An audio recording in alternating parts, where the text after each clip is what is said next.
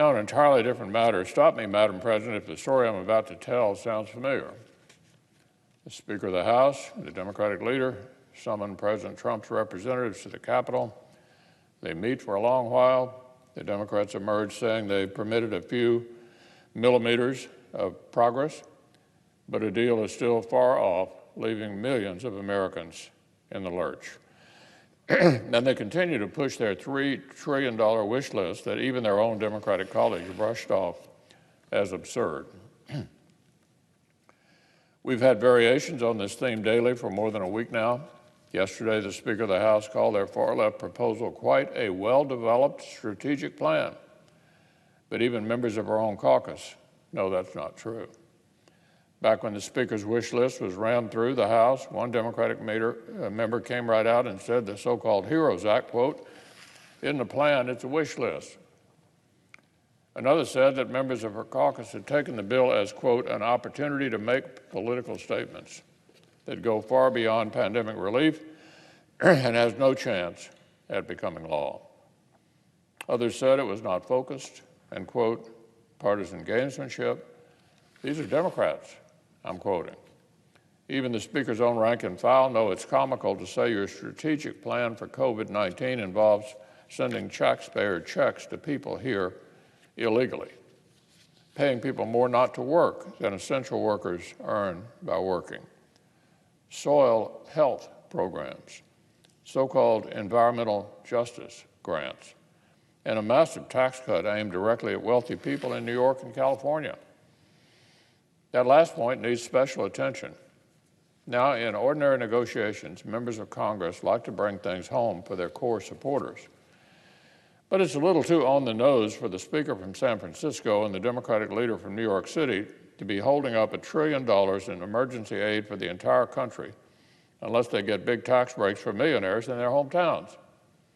Economists across the political spectrum say this demand of theirs is a bad idea. 94% of the benefit would flow to people who make north of $200,000.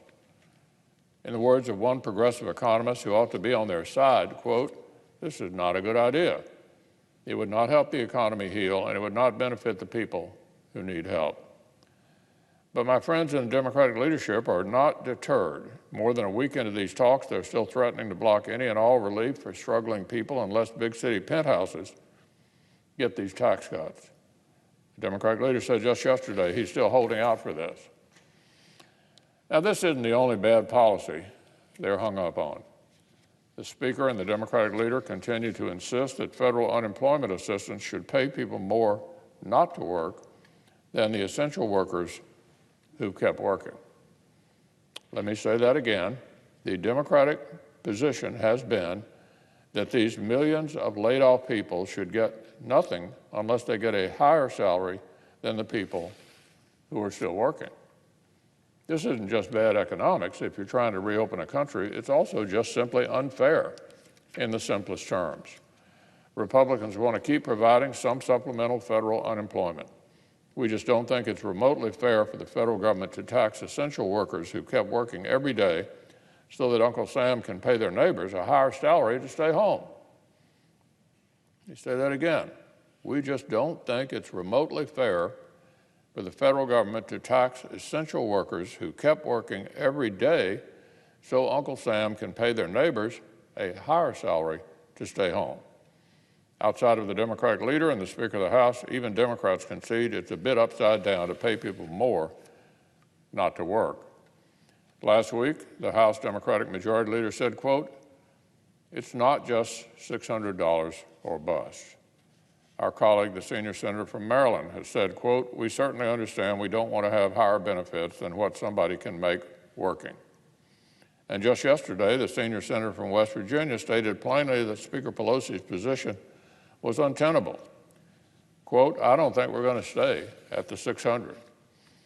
Let's bear in mind even 200 would be 8 times what Democrats put in place with unified control of the government during the last crisis in 2009. It's unthinkable they will hold every bit of relief hostage unless we land back at $600 and pay workers a bonus if they do not help to reopen our country. Maybe the Speaker and the Democratic leader will get the memo from their colleagues sometime soon. And then there's Democrats' demand for $1 trillion more to hand out to state and local governments, even though they've only spent one-fourth of the money we sent them back in March. Yesterday, I received an urgent letter from the city of Malibu, California. And I promise, I'm not making this up. They asked Congress for hundreds of billions of dollars for state and local government because they have had to delay their conversion to an all-electric city fleet. I guess that's an emergency in Malibu when they can't keep buying brand new electric cars as quickly as they would like. Well, this emergency is hitting most of America very differently. My constituents in Kentucky have bigger problems. They need actual relief, straight to struggling families, and frankly, they need it yesterday. Not a $1 trillion slush fund for bureaucrats that haven't spent what we sent them back in March. Those are just some of the fantasy items that are in the Democrats' demands. I haven't even gotten to all the important things they left out. Their bill costs 3 times as much as Senate Republicans' HEALS Act, but they skip over major serious things that we took care of. Democrats propose fewer resources than Republicans for the fund to help schools reopen safely. Democrats completely shortchanged the successful Collins-Rubio Paycheck Protection Program, where our bill would have funded a whole second round. Democrats have no real equivalent to our proposals to strengthen domestic supply chains for PPE and critical resources.